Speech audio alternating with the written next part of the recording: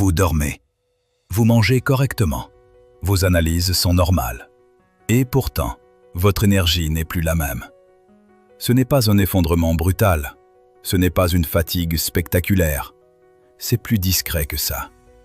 Vous vous levez et quelque chose ne démarre pas vraiment. Vous faites ce que vous avez à faire, mais sans cette réserve intérieure que vous aviez avant. Et au fond de vous, une phrase revient. Il y a quelque chose qui ne va pas. Ce n'est peut-être pas une maladie, ce n'est peut-être pas visible sur une prise de sang, mais votre corps change. Et derrière cette fatigue persistante, il existe des mécanismes précis dont on parle très peu.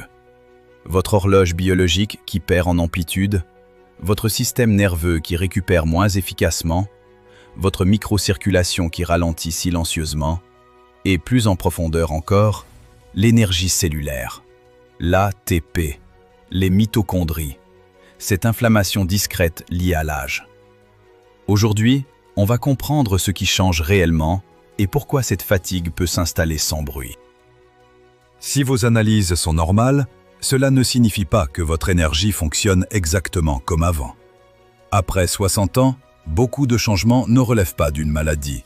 Ils relèvent d'un ajustement progressif du corps. Votre organisme ne s'arrête pas. Il ralentit certains processus. Il modifie ses priorités. Et ce ralentissement n'est pas toujours visible dans les examens classiques. Ce qui change en premier, ce n'est pas votre force. Ce n'est pas votre poids. C'est votre capacité à produire et à distribuer l'énergie efficacement. Vous pouvez encore fonctionner, mais avec moins de marge, moins de réserve, moins de récupération complète. C'est exactement pour cela que la fatigue devient plus subtile. Elle ne vous cloue pas au lit, elle vous accompagne. Et pour comprendre pourquoi, il faut regarder un mécanisme que l'on évoque rarement, votre rythme biologique interne. Votre corps fonctionne selon un rythme interne précis. On l'appelle le rythme circadien. C'est lui qui organise l'alternance entre énergie et récupération, entre vigilance le matin et réparation la nuit.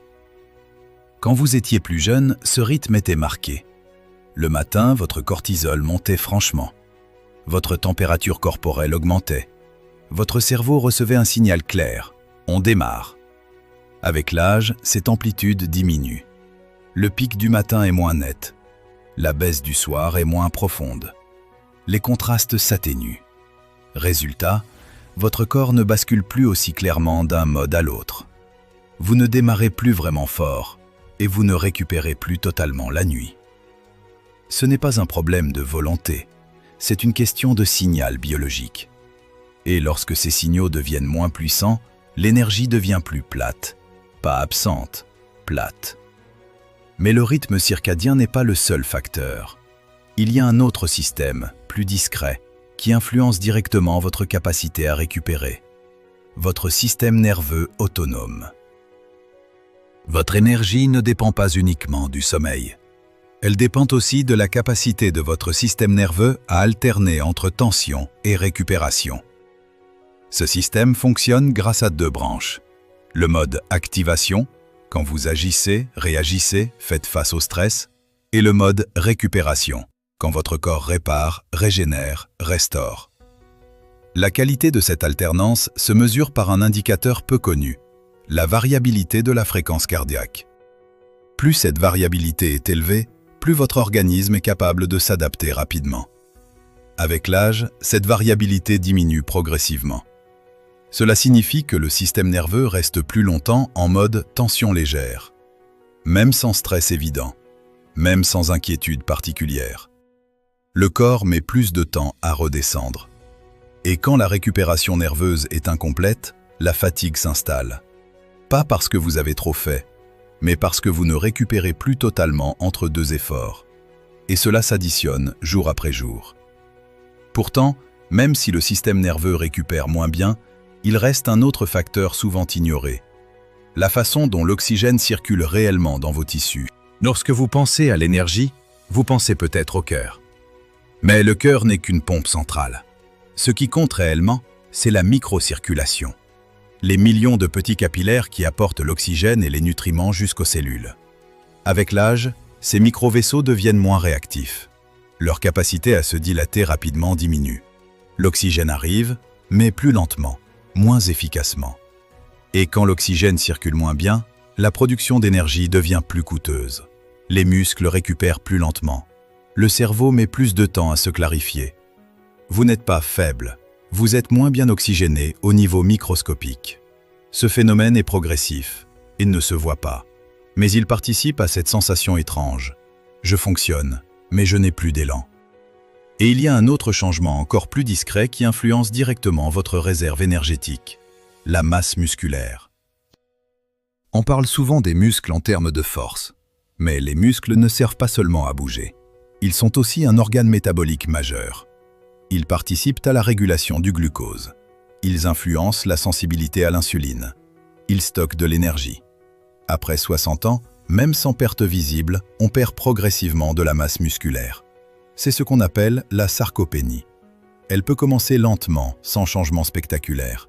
Mais moins de muscles signifie moins de réserve énergétique, moins de capacité à absorber les variations glycémiques, moins de récupération après un effort. Et cette perte n'est pas toujours perçue comme une faiblesse. Elle se manifeste souvent par une fatigue plus rapide, une sensation d'effort plus coûteux, une endurance plus fragile. Et c'est là que beaucoup se disent « Je fais attention, mais je me sens plus vite vidé ». Pourtant, derrière la microcirculation, le système nerveux, la masse musculaire, il existe aussi des mécanismes plus profonds au niveau cellulaire. Jusqu'ici, nous avons parlé de rythme biologique, de système nerveux, de microcirculation, de masse musculaire. Mais l'énergie commence encore plus profondément. Elle commence dans vos cellules.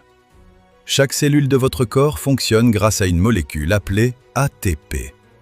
L'ATP est la forme immédiate d'énergie utilisée par l'organisme. Elle est produite par de petites structures internes que l'on appelle les mitochondries. Avec l'âge, ces mitochondries deviennent moins efficaces. Elles produisent toujours de l'énergie, mais avec un rendement plus faible. En parallèle, un phénomène discret appelé inflammaging, une inflammation chronique de bas niveau liée au vieillissement, consomme une partie de cette énergie. Le corps doit alors répartir ses ressources, maintenir l'équilibre interne, réparer, compenser. Et ce qui reste disponible pour la vitalité diminue progressivement. Nous avons déjà consacré une vidéo complète à ces mécanismes cellulaires, l'ATP, les mitochondries, l'inflammaging, que vous pouvez retrouver dans le lien qui s'affiche en haut de cette vidéo si vous souhaitez les comprendre en détail. Ce qu'il faut retenir aujourd'hui, c'est que votre fatigue ne vient pas d'un seul facteur. Elle est le résultat d'un ensemble de changements subtils qui s'additionnent. Aucun de ces mécanismes, pris isolément, n'explique tout. Ce n'est pas uniquement votre rythme biologique.